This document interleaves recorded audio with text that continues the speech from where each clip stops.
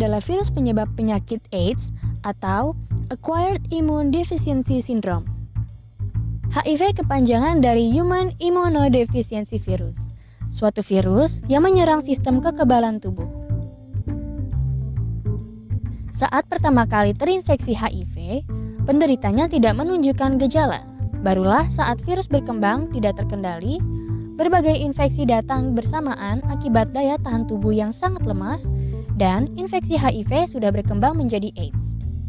Jadi, AIDS sendiri ialah sekumpulan gejala berbagai infeksi, gengs. Geng sehat, perlu tahu juga tanda-tanda infeksi HIV/AIDS. Yang pertama, demam berulang.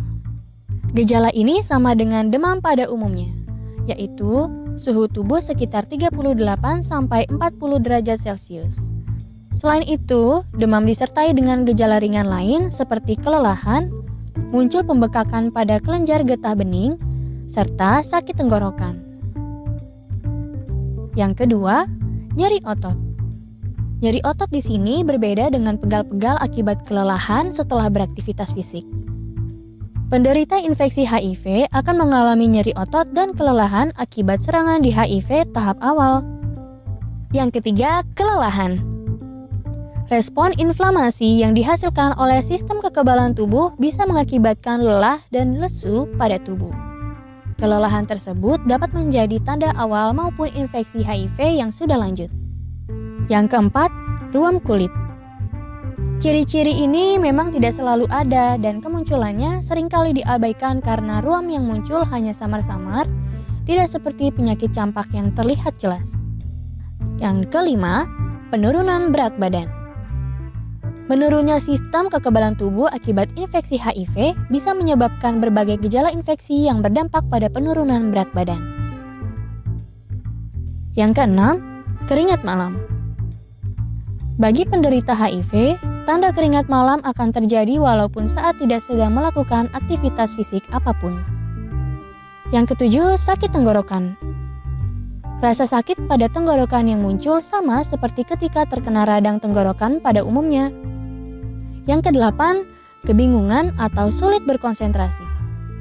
Penderita HIV kerap mengalami gangguan kognitif berupa kebingungan dan kesulitan berkonsentrasi. Penderita juga mengalami gangguan memori dan perilaku mudah marah atau mudah tersinggung. Bagaimana HIV ditularkan? Yang pertama, hubungan seks. Hubungan seks yang tidak aman yaitu berganti-ganti pasangan tanpa kondom atau hubungan seksual sesama pria merupakan faktor risiko utama penularan virus HIV. Yang kedua, penggunaan jarum suntik. HIV dapat ditularkan melalui pemakaian jarum suntik yang telah terkontaminasi dengan HIV. Misalnya pada pengguna narkoba suntik. Selain HIV, pemakaian jarum suntik secara bergantian memiliki risiko penularan virus lain seperti hepatitis. Yang ketiga, transfusi darah. Penularan HIV juga bisa disebabkan melalui transfusi darah. Tetapi, kejadian ini semakin jarang terjadi karena telah diterapkan screening darah donor yang ketat. Yang keempat, dari ibu hamil ke janin. Seorang ibu yang sedang hamil yang terinfeksi virus HIV dapat menularkannya ke bayi melalui kehamilan, persalinan maupun ASI. Namun, angka kasus ini sudah sangat menurun. Karena ibu hamil dengan HIV dianjurkan mengonsumsi obat antiretroviral yang telah terbukti efektif mencegah penularan ke bayi. Kamu bisa mencegah tertular HIV dengan menghindari semua faktor risiko penularan. Yang pertama, gunakan kondom jika berhubungan seksual tidak aman. Yang kedua, hindari seks bebas. Yang ketiga, hindari penggunaan jarum suntik bergantian. Dan yang keempat, sunat pada pria. Hidup dengan penyandang HIV. Apakah penderita HIV harus dikucilkan? Tentu tidak. HIV tidak ditularkan melalui penggunaan alat makan bersama, air liur, keringat, sentuhan, ciuman, gigitan nyamuk, atau bekas toilet. Kamu tidak perlu menjauhi mereka.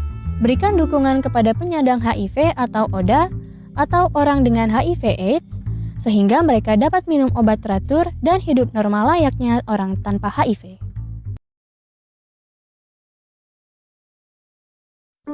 Infeksi menular seksual atau IMS adalah penyakit yang penularannya melalui hubungan seksual seperti kencing nanah, raja singa, kutil kelamin, mempunyai resiko yang besar untuk bisa menyebabkan HIV, kanker mulut rahim, kemandulan, bahkan kematian. Hindari IMS dengan melakukan ABCD. A. Abstinensia atau hindari seks bebas. B. Bersikap setia dengan pasangan. C. Cegah penularan IMS pada pasangan dengan menggunakan kondom. Dan D. Deteksi dini serta hindari narkoba dan obat-obatan terlarang. Apabila ada gejala IMS, jangan malu dan berdiam diri. Jangan melakukan pengobatan sendiri, segera periksakan ke puskesmas dan rumah sakit terdekat untuk mendapatkan pengobatan yang tepat dan benar. Ayo hidup sehat dengan menjaga kesehatan reproduksi Anda. Anda sehat, keluarga bahagia.